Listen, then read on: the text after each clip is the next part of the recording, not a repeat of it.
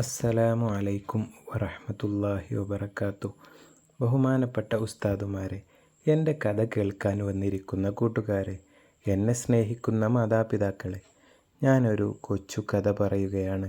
തെറ്റുകൾ വന്നാൽ നിങ്ങൾ ക്ഷമിക്കണം. ഞാൻ കഥ പറയട്ടെ. പൂർവികരിലൊരാൾ തൻ്റെ ഭാര്യയോടൊപ്പം ഇരുന്ന് ഭക്ഷണം കഴിക്കുകയായിരുന്നു. അയാളുടെ മുന്നിൽ പൊരിച്ച കോഴിയുണ്ട്. അപ്പോൾ ഒരു യാചകൻ കയറി വന്നു. യാചകനെ അയാൾ ആട്ടിപ്പുറത്താക്കി.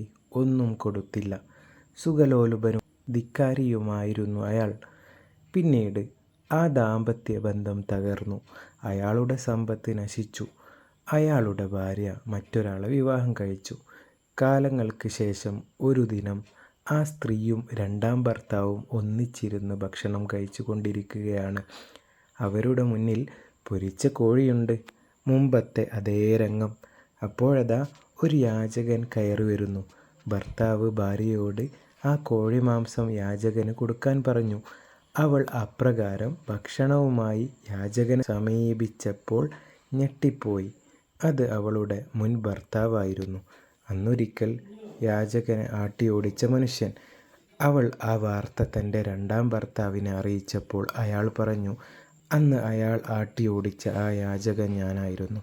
അയാൾക്ക് അന്നുണ്ടായ സമ്പത്ത് മാത്രമല്ല, ഭാര്യയെയും അള്ളാഹു എനിക്ക് നൽകിയിരിക്കുന്നു. അയാളുടെ നന്ദി കേടുകൊണ്ടാണ് അങ്ങനെ സംഭവിച്ചത്. ഇത്രയും പറഞ്ഞുകൊണ്ട് എൻ്റെ കൊച്ചു കഥ ഞാൻ അവസാനിപ്പിക്കുന്നു. അസ്സലാമു അലൈക്കും.